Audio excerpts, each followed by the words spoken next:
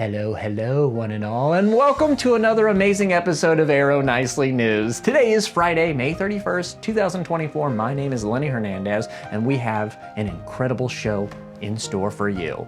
May has been Asian American, Native Hawaiian, and Pacific Islander Month, also known as AANHPI Month, and Arrow communities have been having an amazing time enjoying truly outstanding food from and celebrating the many cultures of those regions. Communities held educational events, parties, prepared mouthwatering dishes all throughout the month, and we are going to be speaking with a couple of our spectacular team members about everything that went down. I cannot wait to share everything AANHPI month with you, so let's not waste any more time, shall we? Let's get to the show. Welcome to Arrow Nicely News.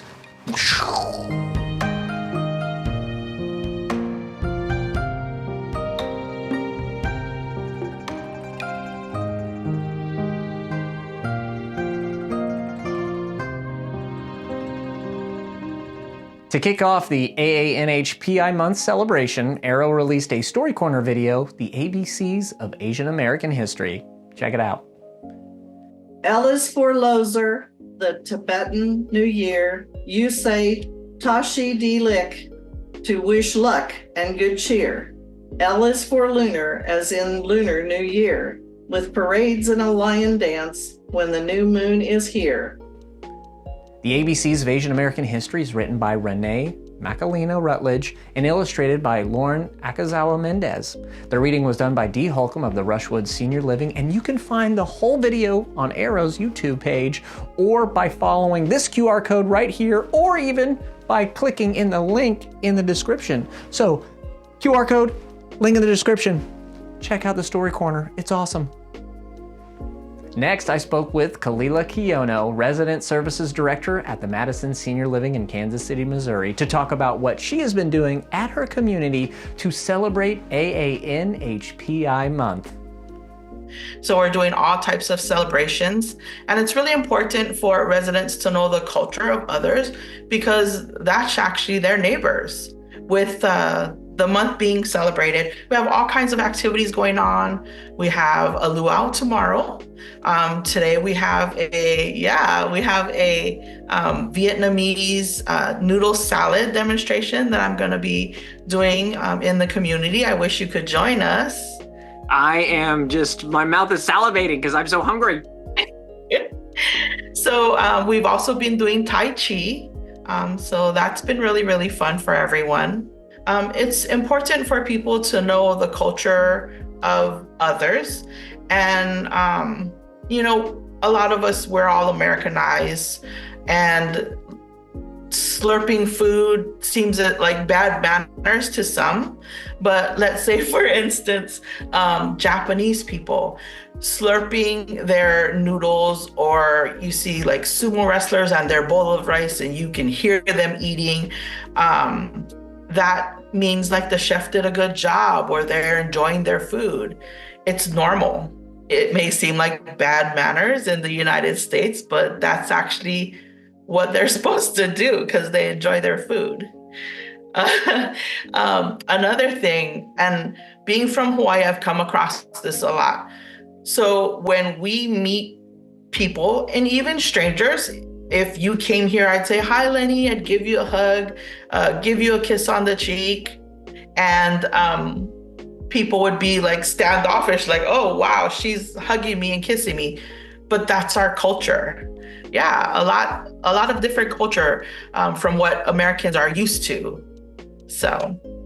What's one of your favorite things that you've done at the community there, and how have the residents responded to it? They love the Vietnamese noodle salad demonstration. So I don't doubt that. Lenny, I had 19 people show up. So everyone had salads. Oh. So it's actually rice noodles. And on top of the rice noodles, there is like green onions, maybe some shredded carrots, cucumbers, bell peppers, whatever you personally like. What really shocked the residents was I made the dressing. I kind of didn't really tell them exactly what was in it. And then I passed the ingredients around, and the main ingredient is fish sauce. Yes. So some of our residents were like, fish sauce? And I was like, yeah, but it won't taste like fish, I promise.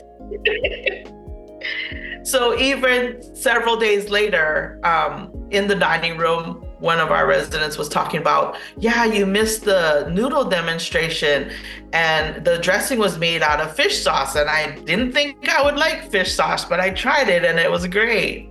So we're doing the noodle demonstration again. So what has become really popular nowadays is poke bowls. So tomorrow we have a big luau here at the Madison. And one of the dishes I asked the culinary director, and I told him I would help him, is to make a small bowl of poke, which is raw ahi, which is yellowfin tuna, green onions, sliced up regular onions, soy sauce. You can put ginger if you'd like to, and some sesame oil. So it's really up to the residents if they want to try it, but you can put it on some rice. So we have a lot of different dishes for our luau tomorrow. Well, thank you so much for doing the things that you're doing there. I can't imagine that I can imagine that the residents are just absolutely absorbing everything that you're showcasing to them, because it is so incredibly important that we keep those things, you know, even though we're taking the American culture, that we still kind of do the things that we did, that our parents were doing, and we kind of keep those things as we move forward. I love that. Correct, for generations and generations, and you never know who your neighbor will be. That's absolutely right. Well, you take care of yourself, and thank you. Absolutely, and thanks for joining me today. Well, thank you so much, Kelela, for your fantastic insight and for the amazing work that you've been doing sharing AANHPI culture with your community. Seriously, I will be there for those poke bowls. Actually, why don't you guys just ship those to me? Can we make that happen? Can we? Can we have those poke bowls shipped from the Madison Senior Living to where I'm at? You know? Please? Please? No? Please? No? No? Okay, well, I tried. I also sat down with Christine Archey, who has recently been promoted to the regional culinary team, to learn more about Arrow's AANHPI month celebrations. What are we doing at our communities to celebrate this? Oh, you should see how many different things people have came up with to celebrate this entire month. The really nice thing is that we get to celebrate for the whole month and not just one day or 1 week. We have decided that all of our culinary directors get to choose what they really want to do. We gave them the option that they can have a happy hour, which they have 4 different dishes from one country that they can celebrate. They can do a candlelight dinner, which has 4 different countries in one dinner celebrated. Or they can do a supper club that has the dinner special highlighted as their country of choice. Oh, wow. Right. There's a lot of different options, and we've seen a lot of really cool stuff so far. What's your favorite thing that you've seen? Oh my gosh, my favorite one probably, just having like the amount of things that we've seen, it's really hard to choose just one, but Thomas at Kentridge has done probably 4 different events already this month. It's the end of the month, of course, but he has blown it out of the water with his sous chef, who is Filipino, and they celebrated the Philippines, and she got to make authentic Filipino food for her team and the residents. They loved it. Oh, it was really goodness. sweet. Shout out to Kentridge over there. Right, for sure. Well, so, you know, because the culinary department is kind of a huge element to our communities, how has this kind of celebration, how have you seen the residents respond to it? The residents that I have personally talked to have been so excited to try all of these different things that our culinary directors have put out. We have bao buns that we've put out that that they've never seen. We did China at Solon a couple weeks ago, and we had steamed buns that were to die for, and the residents had never seen them. It was so fun seeing them come through the line and see these buns that are like these soft, pillowy goodness things that are filled with amazing ingredients, and they're so good. We had a beef teriyaki one that they raved over. So it's really exciting just to see the reaction to all the different stuff that, you know, they may not have known about, but you know, they're adventurous and they really want to try new things. It's pretty fun to see. Why is celebrating these, you know, cultural events and cultural, like, you know, tastings, why is this important for both our employees and our residents? There are so many achievements and contributions that different cultures have made that live in the United States. And I think it's really important that we showcase those achievements and contributions that they have to our culture. America is all about it being a melting pot, and we have so many opportunities to celebrate all of these different cultures that are here. And so it's really nice to kind of celebrate them in, you know, in this way, especially, you know, at a community level, and, you know, getting to do all these really fun things that we like to kind of show off and do, and you know, kind of almost say thanks in a way. Oh, so well said.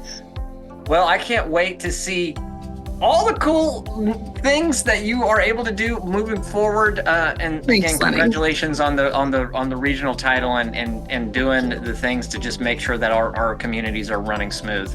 Thank you so much. Of course, my pleasure. Thank you so much, Christine, for taking the time to share with us why it is so important to Arrow to celebrate this month and to explore the foods of these different cultures. Listen, guys, it is vital to acknowledge the important yet often overlooked contributions that AANHPI cultures have made to the United States. I mean, we are a nation of immigrants, and it's a beautiful thing that should be celebrated. So happy Asian American, Native Hawaiian, and Pacific Highlanders Month, everyone. Well, that'll do it for this episode of Arrow Nicely News. Another big thank you to my guests for sitting down with me on this fine Friday and making this episode just extra special with their presence. So thank you, Kelela, and thank you, Christine. We will be back in 7 short days, though, with even more exciting and joyous news from around Arrow communities. So be sure to join us for that, all right? So go ahead right now. Go ahead and mark your calendar so you won't forget, okay? Every Friday, sometime between 4 and 5 p.m., Arrow Nicely News drops. So yes, mark your calendars. But until that time, for Arrow Nicely News, I'm Lenny Hernandez. Have a wonderful weekend, an even better week, and we'll see you all next Friday.